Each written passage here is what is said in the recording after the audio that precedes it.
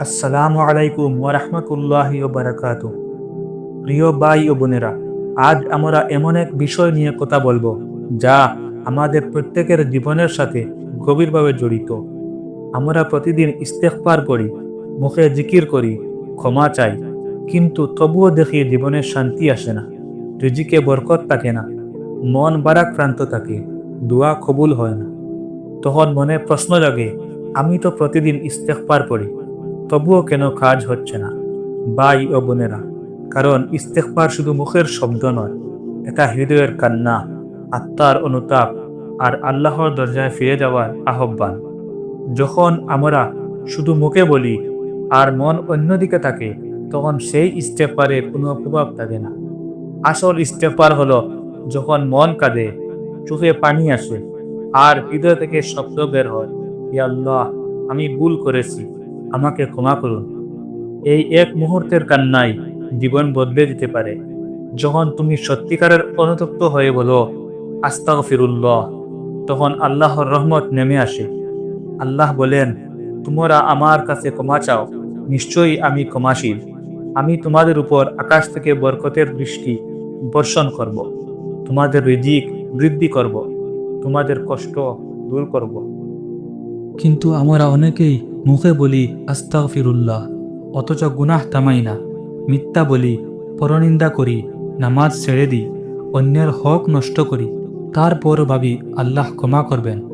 না ভাই, এভাবে ইস্তেগফার কাজ করে না। প্রথমে গুনাহ বন্ধ করতে হবে।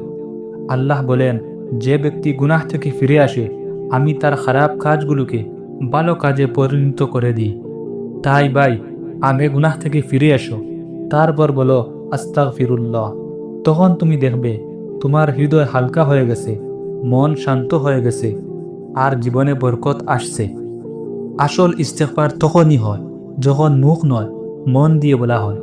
রাসূলুল্লাহ সাল্লাল্লাহু আলাইহি ওয়াসাল্লাম নিজে প্রতিদিন ৭০ বার, অন্য বর্ণনায় ১০০ বার ইস্তেগফার করতেন, অথচ তিনি ছিলেন নিষ্পাপ। তাহলে আমরা যারা গুনাহ করি, আমাদের কত বেশি দরকার। তাই ভাই ও বোনেরা, প্রতিদিন সকালে ও রাতে অন্তত ১০০ বার মনোযোগ দিয়ে বলুন আস্তাগফিরুল্লাহ, ইন্নাল্লাহা ওয়া আতুবু ইলাইহি। কিন্তু বলবেন মন থেকে, ধীরে ধীরে, অনুভূতি নিয়ে। প্রতিটি উচ্চারণে মনে রাখবেন, আমি এখন আল্লাহর কাছে ফিরে যাচ্ছি, আমি এখন আমার গুনাহের কথা স্বীকার করছি, আমি এখন অনুতপ্ত, আমি চাই আল্লাহ আমাকে ক্ষমা করুন, আমি চাই তিনি আমার জীবনে আলো দিন, আমার রিজিকে বরকত দিন, আমার দোয়া কবুল হোক। যখন মন দিয়ে বলবেন, তখন আপনি অনুভব করবেন আল্লাহর রহমত আপনার অন্তরে নেমে আসছে, আপনার হৃদয় হালকা হচ্ছে, চোখে পানি আসছে আর জীবনে প্রশান্তি আসছে। ভাই ও বোনেরা, মনে রাখবেন, ইস্তেগফার শুধু গুনাহ মাফের দোয়া নয়, এটা জীবন পরিবর্তনের শক্তি, এটা দোয়া কবুলের চাবি, রিজিকের বরকতের উৎস, দুঃখ থেকে মুক্তির পথ। তাই আজ থেকেই শুরু করুন। রাতে একা বসে চোখ বন্ধ করে মন থেকে বলুন আস্তাগফিরুল্লাহ, ইন্নাল্লাহা ওয়া আতুবু ইলাইহি।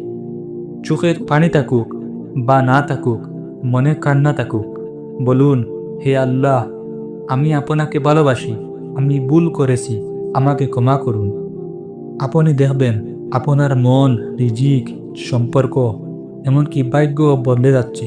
কারণ আল্লাহ প্রতিশ্রুতি দিয়েছেন, যে কেউ আন্তরিকভাবে আমার দিকে ফিরে আসে, আমি তাকে কখনো ফিরিয়ে দিই না।